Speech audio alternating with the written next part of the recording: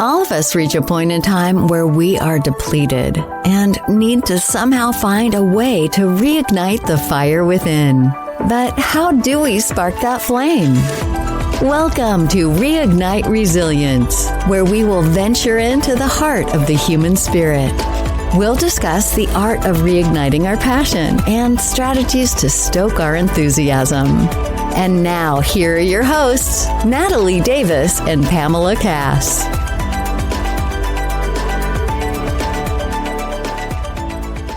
Welcome back to another episode of Reignite Resilience. I'm your co-host, Natalie Davis, and I'm so excited to be back with all of you today. And joining me is your co-host, Pam Cass. Hello, Pam. How are you? I am fantastic. We were talking a little bit earlier today that Natalie and I are like on this marathon of spending time together this week. Everybody knows that we live maybe 10 miles from each other. Maybe, yeah. Rarely ever see each other in person because of just busy lives. This week, we were together like back-to-back days, and then we've got 2 days of recording and meetings virtually. So we are getting it. We're cramming it all in at the end of the year. We cram it in. Yes. Where most people sprinkle it throughout the year, we put it in 1 week.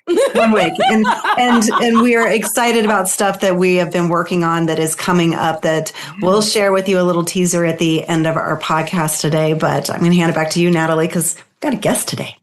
We do, and I'm so excited. And it has been lovely to spend time with you. I was just thinking about that this morning, and during my quiet time, I was like, oh, I've had some time to spend time with Pam. That's probably the most amount of concentrated time that we've had outside of our Think Weeks, which reminded me maybe there is that missing piece of going back on our Think Weeks where we haven't done that in a couple of years. So we probably 7 solid days of intentional focus. It's just her and I. We knocked things out, and anyways, we had a condensed version of that this week, and it was good. It was good.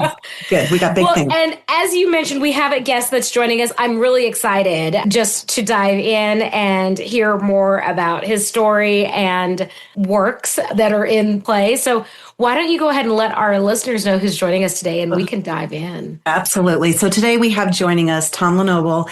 He has led in boardrooms and fought for his life in hospital rooms, surviving 2 life-threatening illnesses. From shaping growth at Facebook, Walmart, Palm, and MCI to guiding startups, he's mastered thriving through change. He is the founder of the Tom LeNoble brand, host of the Opening Pathways podcast, CEO of the Academy for Coaching Excellence, and a leadership coach with the Miller Center for Global Impact at Santa Clara University. An in-demand speaker, personal coach, and workshop leader, Tom uses his experience and insights to serve others. A committed philanthropist, he champions youth, women, education, and underserved communities to serve on numerous nonprofit boards. In his new book, which has just reached international and the United States bestseller list, My Life in Business Suits, Hospital Gowns, and High Heels, he shares unflinching lessons on risk, resilience, and reinvention. Wow. That is incredible. And we are so honored to have you with us today. And I'm going to just hand it off to you because you've got quite a journey and quite an amazing story. Well, Pam and Natalie, it is so great to be with you today. I have been looking forward to this. And I'm just going to give you the thumbnail. How about that for Perfect. Your viewers, right? Yeah, I like let's to start say there. I retired being retired to be inspired. Oh. I had this great corporate career, as you shared a little bit. I was leading customer service for MCI, the people that broke up all the Bell companies so we could all dial one for long distance back in the day. Then I was the head of customer service for Walmart.com in the early days and spent far too much of my life in Bentonville, Arkansas. But boy, do you learn some things at Walmart, back then the largest company in the world.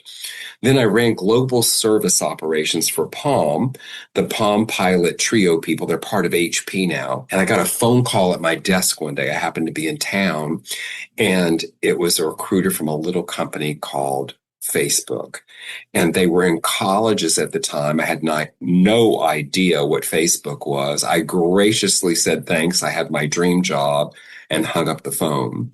And a buddy called me that I used to work with who works in Silicon Valley and said, I referred you to Facebook and you didn't even talk to them. And I said, what is Facebook?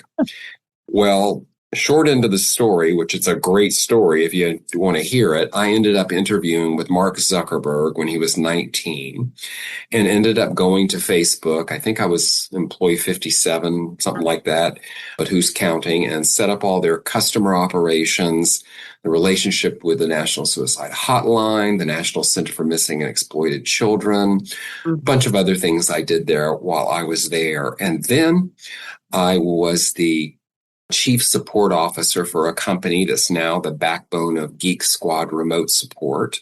Had my own consulting business. I worked at a dating site that was bought by Match.com and managed the merger. And you could see me smile. There was a lot to learn from that. And boards would send me into their startups as either the COO or the VP of HR with their perceived problem, which was never the problem. And then I fell in love, got married, and traveled the world. But I knew I had more to share, more to give back, and a lot of wisdom. And so today I'm a coach. I'm a professional speaker. I'm a best-selling author. And I am the creator and host of Opening Pathways. And as you shared, I'm the CEO of the Academy for Coaching Excellence. We train coaches around the world. It's 26 years old, and there's a great story about that. I'm also, as you said, a philanthropist. I do everything I do. I did well in life from some very humble beginnings, and I believe we have a responsibility to give back. And I'm focused on underserved communities, youth in the arts, first-gen students, current women's issues, and some other things that I just have a passion about. And then my CPA and I, who are best friends, Gina, we co-founded a nonprofit separate from my philanthropy work, and we work on some really cool projects like women that are discharged from San Francisco General Hospital for domestic violence. We make it possible for them to do acupuncture or Pilates to reacquaint with their bodies. Or one of my favorites, there's a woman in Oakland, California, who finds at-risk boys on the street and teaches them how to play saxophone to give them an identity. We just make it possible for her to teach more little boys saxophone. And I'm going to round it out with, yes, I've had 2 life-threatening illnesses. The first one I was told was terminal. I've been given 6 months to live 3 times, and I have lived with metastatic cancer for the last 13 years. And as I proudly say, I'm still here. Yeah. You have too much to do. Yeah. Got too much to do. Yes. Exactly. Thank you. I love that. I love that. Tom, what I love is that that's like the bullet point version of it, because there's so much that I feel that I'm curious to unpack. The professional journey and experience that you have, like that is just phenomenal in terms of the connections that, I mean, it speaks to your community, the connections that you have, just, a simple referral. I referred you to Facebook. You should take the call. You should take the meeting. So those are lovely. And it sounds like all of these life experiences is what came to create the book that is now #1 here and international. Talk to us a little bit about that journey and experience of writing this book and what we can find from cover to cover. The book is titled My Life in Business Suits, Hospital Gowns, and High Heels. Yes. In control, being controlled, and out of control. Okay. And I wrote it like 16 years ago, and I'm going to share with you, it was so cathartic. I put it in a closet and forgot about it. And a few years ago, I decided that I either needed to trash it because it really needed to be edited, or I needed to run with it. And I made a decision to run with it. And I want you to know that every possible door that could have opened for me opened. And the book is a memoir that crosses over into self-help.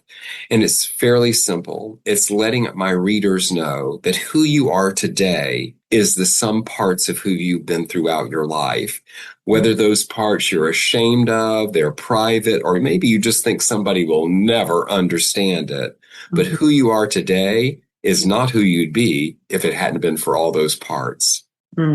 So said, and we talk about that so much on our podcast. Every guest we've had, they're where they're at and what they're doing and their purpose is because of all of some parts of their entire life. And so they would never rewrite or do anything differently. Yeah, it's wild because you start out in the book when I was a kid, and I grew up in, we actually called it the shack. Our family called it the shack, and it was a a one bedroom structure. We didn't have hot water. We didn't have a refrigerator. My dad literally brought home a block of ice every day, and we heated the water on this huge kerosene stove, which I can smell right now. And, I didn't know any better. I was a little kid, right? And I was one of those kids that started school when I was 5, and I don't remember it in my adult brain, but I remember at 5 coming home from school after a few weeks thinking and looking around going, yeah, I don't think I belong I don't think this is the answer for me. Yeah. And that was the beginning of a journey that has been pretty extraordinary. And I'm very blessed and fortunate to even be here today, obviously. Yeah. Incredible. And did you go through complete high school and all of that in the same community and what you all? Yeah, it's worse than that. I went to the same schools as my mother and my brother, and I was the baby. So everywhere I went, all I ever heard was, if you would just apply yourself like your brother, and then my mother worked in the school once I hit about, I think it was 6th or 7th grade. So, but my favorite story about that is one of my teachers went to her one day and said, I need help with him. And she looked at the teacher and said, hey, look, I have him at home. He's yours while he's here. I wash my hands of this. Yeah. I give you permission to figure it out. You figure it out. My brother was this quiet, shy guy. He was on the honor roll, and then I came along and it could not have been more different, Yeah. Oh my gosh. Wow. Wow. And so that's the business suits, the hospital or the gowns, right? This is with the hospital gowns. Yeah.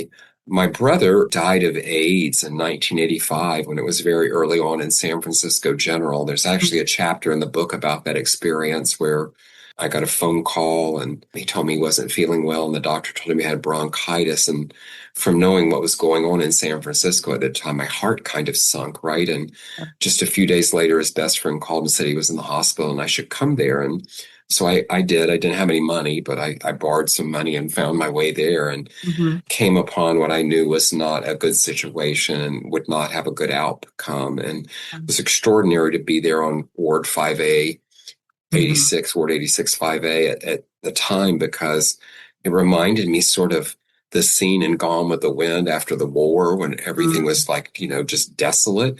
Yet there were these beacons of hope. There was this woman named Rita Rocket that was passing out brownies and running around, and just amazing people that were working there, supporting people that there was really nothing to do for them. And I made the hardest phone call in my life to my parents to tell them, your son's gay. They had no idea.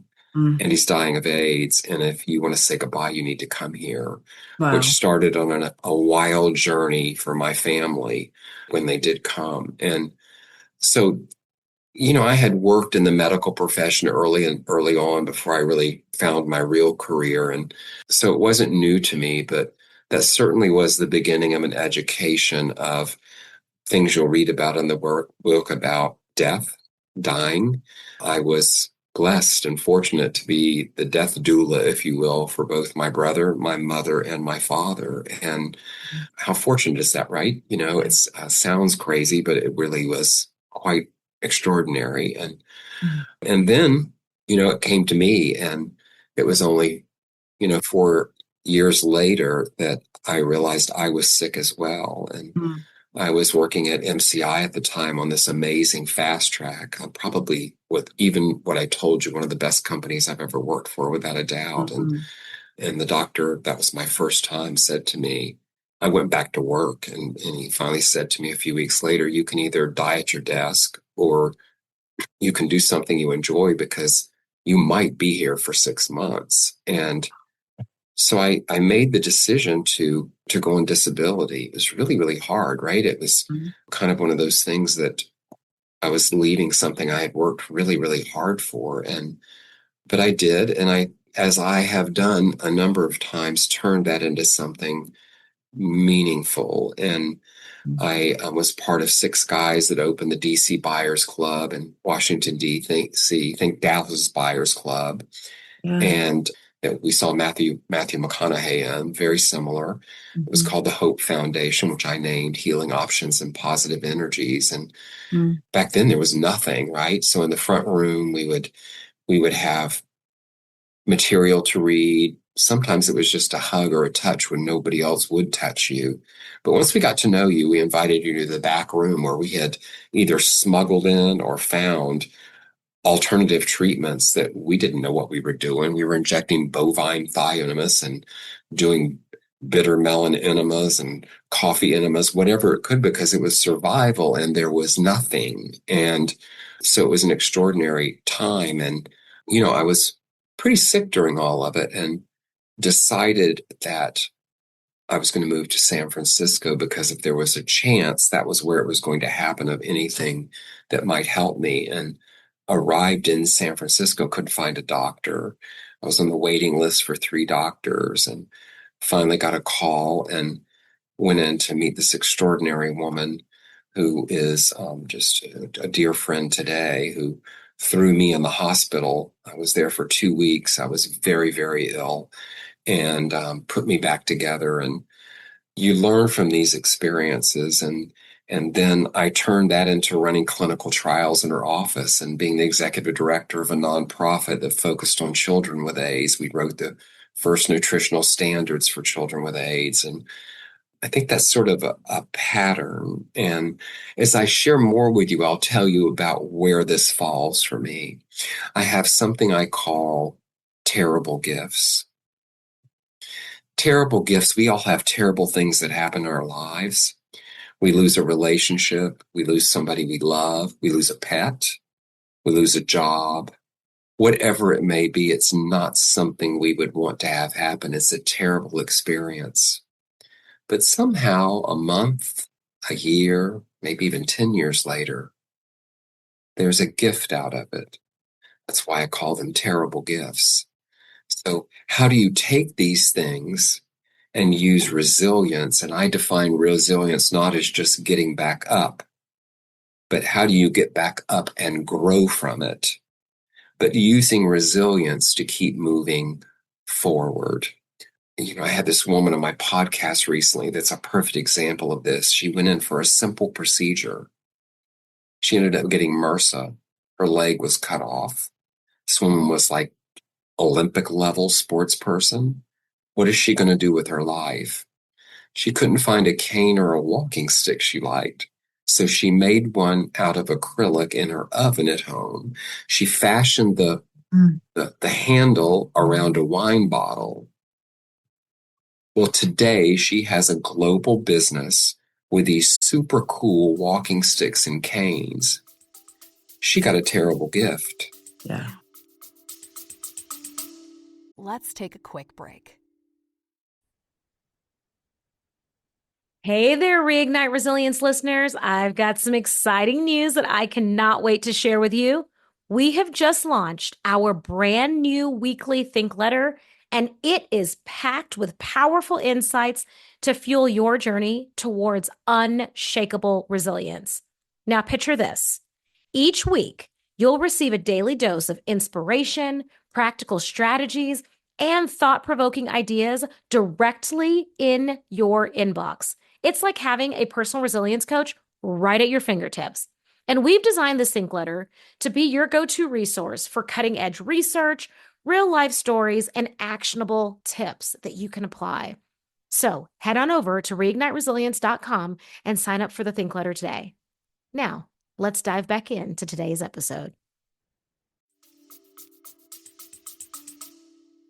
Yeah, absolutely. Wow. What a beautiful story. Yeah, absolutely. And it's not just getting back up. It's how are you going to thrive after, right? And I think that's the big piece. And Pam and I talk about this quite a bit. We're fortunate to have guests that join us on the show that have overcome some type of adversity, but not just simply overcoming it. They're also thriving. They find themselves in a space where they tap into their purpose and their passion. And I guess they find that ikigai if they're looking for it, unbeknownst to them, maybe in some cases. So like turning that around and how is that an opportunity that can impact and help others? Because that's ultimately what she's done. Yeah, I never want to belittle illness or tragedy that happens, right? Because not all of us can do what I just shared and more that I could share with you that are similar throughout my life. But I hope that through stories and through the book and through sharing these things, that people see that there's something you can do. Because in my practice, what I see with so many people, whether it's CEOs and founders, executive directors of nonprofit, or just people that are working and getting by, or just everyday people, is so many people live in the past as if they're going to have a do-over, as if there's something is going to magically happen differently than it did. Now, we can learn from the past, but hanging out there, in my opinion, is not the smartest place to hang out. And getting too far in the future, except for keeping the lights on, making sure the kids are cared for, there's gas in the car, those kinds of things, you're missing out where the magic is, which is right here now. Yeah. Tom, are there tools that you coach people to when they are going through those challenges to help them seek out to figure out what that gift is? Well, one thing that I find with people that they tend to not identify with is when we're going through something, it's new and it's big and it's supercharged, but we forget the evidence of the things we've been through in the past. So rather than remember those things, what we've been through, and that we have this evidence that we survived it, that we got through it, knowing that we can do that again. It may look different. It may feel different. It may be a new challenge. But just as you did that, you will be able to do it again and again and again. You see, I see life, when somebody tells me their life is like going like this, that kind of looks like a flat line to me, right? Yeah. I see life as a series of, we'll just call it ups and downs. And I happen to believe those downs are places where we get to learn and grow. The ups are where we get to apply what we've learned and grown from, as well as learn new things, knowing that if life is life, there's going to likely be another little downturn along the journey somewhere. Yeah, absolutely. I feel that's such a great description for the ups and downs, right? The roller coaster of life that we learn and grow and then apply and then do it again. And then just continuing that. I'm assuming continuing that cycle until the finish line. Is that what we're doing, Tom? Yes. You build resilience. I love to use risk, resilience, and reinvention, right? Because we have to take risks. Yes. We can use resilience, and then we can reinvent ourselves. But I look at resilience sort of like when I'm exercising and I'm trying to build my bicep or tricep. The more we use resilience, even risk, but the more we'll just focus on resilience, the more we use it, the stronger the muscle of resilience gets, the more we're able to use it, the more we're able to rely on it. Yeah. I've experienced that. Yeah. We were talking yesterday about the power of gratitude and the role it plays with resilience, because I think when you can reframe your mindset to be focused on the gratitude in things, it's easier to deal with those challenges, those things, those downturns that happen. Absolutely. And I have, that is one of the things that truly is come out of my journey. Yeah. I have a very, very pronounced gratitude practice. And gratitude isn't just being grateful to those things that go well, or that I'm grateful because I got a new car, or I'm grateful because whatever. Gratitude is being able to be in the space of being grateful when things don't go your way. I love to say to people, we got up today. Some people didn't. Yeah, absolutely. Yeah. Wow. Tom, is gratitude something that you carried with you as you were going through the research and the treatment after? I mean, you were basically told maybe 6 months is what you're looking at. And so you found this community and created this community where you started to look for alternative modes of treatment and ultimately find a physician that would help you in the research. But what are the other things that really helped you get through that space? There's something about me, and it started when I was a kid. I mean, I used to get in trouble for it because as a kid, it showed up was if you told me I couldn't do something, or Oh, not to do something, Yes. my reaction was I'll show you. turn around and watch Yeah. what happens, Watch And me. right? watch what happens. Well, Yeah. now take that through life. I've applied that in so many times. Like, I've had doctors that have told me, we can't do anything. And I'm sort of like, all right, watch this. So Watch I me do. remember I think it was the end of 99, I had 9 T cells. If you know anything about immune problems, 9 T cells, you're supposed to have, 400, 600 of those little babies. And I had 9. Wow. And I had assigned them to people to take care of them. I named them and said, okay, you take care of Fred, you take care of Susie, And I remember going to the doctor and them telling me, this is as good as it gets. And I remember thinking to myself, I have a great disability check. I've got a nice little apartment. I've got this nice little cushy life, but is this really as good as it gets? And Mhm. so I had one of those moments of, all right, everybody, watch this. So I made this decision on my own to go back to work. Mhm. Now, the doctors are telling me, you can't do this. You're going to kill yourself. The disability company came to me and said, you can't do this. We're going to give you an extra year to fall back on. Mm. So in case you can't, you've got to fall back. And then I decided in the middle of the .com craze to go get a position in a .com startup. Now, here's the thing to know. While I was sick on disability, I missed the whole internet revolution. Mhm. I kind of knew how to do the basics on email. And I took a position as the director of customer service and satisfaction at an internet startup. Well, Oh, wow. it was kind of one of those things. I remember I got this call. I was on Union Square in San Francisco, and they called to offer me the job. And I felt like I was like levitating a little bit. And I said yes. I hung up the phone, and I was like, okay, now what? And then my first thought was, I have nothing to wear. And there was this men's store in front of me, so I went and bought 3 suits, right? Because it was like, I got to have something to wear. Yes. And then I started thinking about, okay, now what's going to happen here? And I thought, okay, I'm pretty bright. I'll figure that this will be okay. And none of these people know that I was sick. Any other career you've heard about, nobody knew I was sick with anything the whole time. So there's some people, if they read this book, are going to go, what? What? But I went, and here's the best part about this story is my health soared. So when I was told, don't do this, it will kill you. And I, on my own, this is the key here, where we draw up, we pull out of ourselves possibility. I all of a sudden had 200 T cells. Now, 200 T cells is a huge thing because below 200, you can get all these horrible opportunist infections. You have to take all this medication prophylaxis medication to stop it. Well, you hit 200, all that stuff is relieved a bit.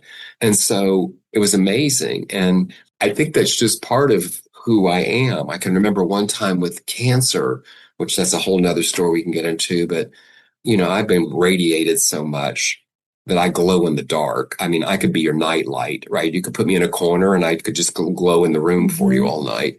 But they came to me one time and said, cancer's back. It's in 5 places. We can't use radiation because we'll fry you. And there's really nothing we can do for you.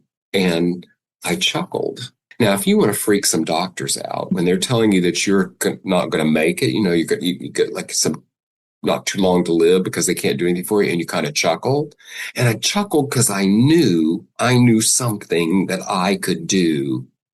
I'd already made peace with dying. I didn't have to do that anymore. That was like easy stuff, right? That's under the bridge now.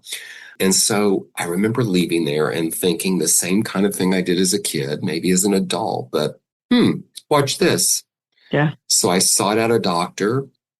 I'd learned as much as I could. I found a doctor at UCLA that would allow me to do immunotherapy before it was really a thing, along with this other sort of like immunotherapy that was just for people with advanced prostate cancer. So I went there and he said, sure, I'll let you try it. We don't know if it will do anything, but we'll let you try, but your insurance isn't going to cover it.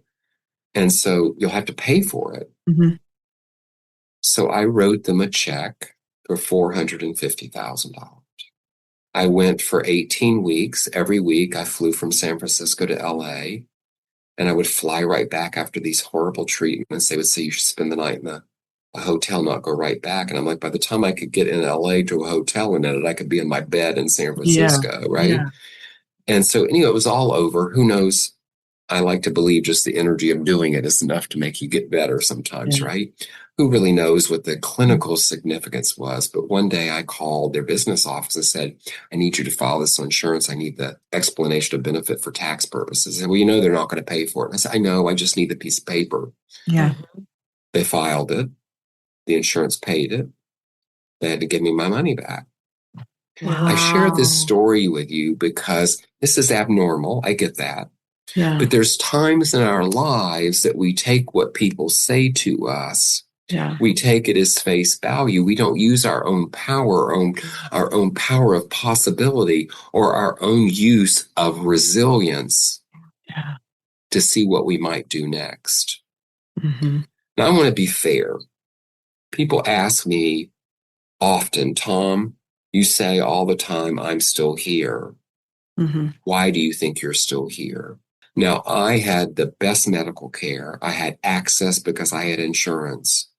My skin color gives me privilege. Mm-hmm. But there was one thing through it all that I know to be true. I believed I could. Yeah. Mm-hmm.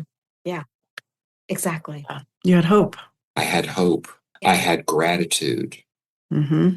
I dug down deep into those things which, you know, it's hard to be grateful when somebody tells you, I have nothing to do for you. Yeah. Well, remember, I'd already been given the ticket out a few times already. I've got plenty to be grateful for. Mm-hmm.